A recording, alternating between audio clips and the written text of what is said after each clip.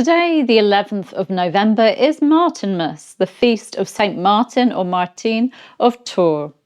In Tudor times, this day marked not only a feast of faith, but also one of the most practical and essential moments in the farming year, the day of the winter slaughter. It was when families across England, from grand manors to humble cottages, prepared for the cold months ahead, salting and preserving their meat and giving thanks to the saint whose name the day bore. I'm historian and author Claire Ridgway, and before I give any more details on how the Tudors marked the occasion, let me tell you a bit more about the man behind the feast, Saint Martin himself. Martin or Martin was born in the 4th century in what's now Hungary, but he grew up in Pavia, Italy. Even as a boy, he was drawn to the Christian faith. At the age of 10, he knocked on the door of his local church and begged to be accepted as a catechumen, someone preparing for baptism through teaching and training. Like his father, Martin later served in the Roman army, and it's during his military service that we find the story that made him famous. One winter's day, around the age of 18, he met a half-naked beggar freezing by the roadside. Martin took his sword, cut his woolen cloak in half, and wrapped one piece around the man. That night, Martin dreamt of Christ surrounded by angels, wearing that same half of the cloak. Christ said to the angels, "Martin, as yet only a catechumen, has covered me with his cloak." That dream changed everything. Martin was baptized soon after and devoted his life to God. But being a soldier and being a Christian were not easily compatible. When called to battle, Martin refused to fight, declaring, "I am a soldier of Christ. I cannot fight." He was imprisoned for cowardice, but eventually released, choosing instead to live as a monk. In 361, the people of Tours in France wanted him as their bishop, though Martin, humble as ever, wasn't interested in the office.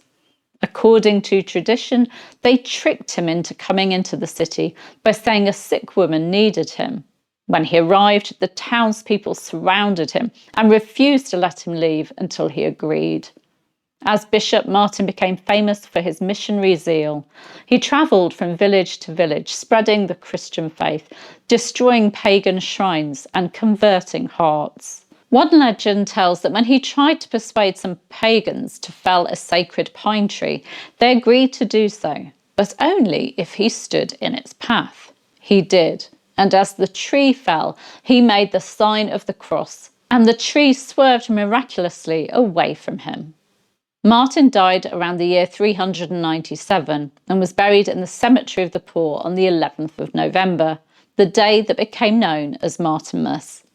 By the Middle Ages and Tudor period, Martinmas had become both a holy day and a practical one, the signal that winter was coming. This was the time to slaughter animals, particularly pigs, before the long months of cold and scarcity set in. Keeping large herds through the winter would have been too costly, too much feed, too little pasture. So the animals were killed, the meat preserved, and the feast began. The Tudor monastery farm team explain it well. This served two purposes. It took the strain off farms in trying to keep alive large animal stocks, and it ensured a good source of meat throughout the winter months. It wasn't just great estates that followed this practice. Families, no matter how modest, often kept a pig for this very moment. Martinmas was when it met its end, and the work of salting and curing began. In the Tudor Housewife book, historian Alison Sim describes how exact this process was. If the pork was salted hot, it took 2 ounces of salt for every pound of meat, plus another 2 ounces of saltpetre. If soaked in brine instead, the brine had to be strong enough for an egg to float, about 5 ounces of salt for every pint of water. No wonder, as she notes, salt was treasured. It was the difference between plenty and hunger through the winter. In Tudor homes, this day combined faith, food and fellowship, a moment to give thanks for the harvest and for the animals that would sustain them through the winter. Old sayings reflected the season too. In both England and Spain, people said, "His Martinmas will come as it does to every hog." Or, in Spanish, "A cada cerdo le llega su San Martín."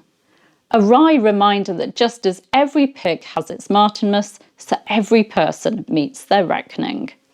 And where I live now, in Andalusia in Spain, Martinmas La Matanza is still observed. Around this time each year, families gather to slaughter the pig they've been fattening since spring. It's hard, messy work, but it's also a celebration of community and tradition. Nothing is wasted. Every part of the animal is used. As they say here, the only part of a pig you can't eat is its squeal.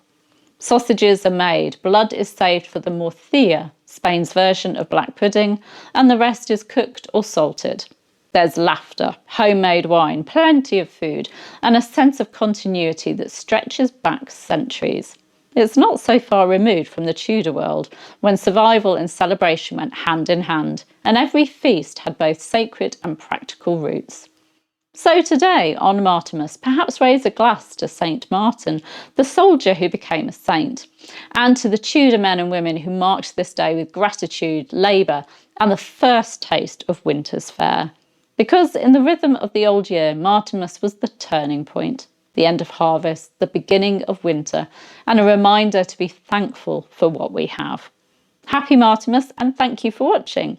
If you've enjoyed this little glimpse into Tudor life and tradition, please do give it a like, subscribe and ring the bell for more Tudor history. I'll see you soon. Bye bye.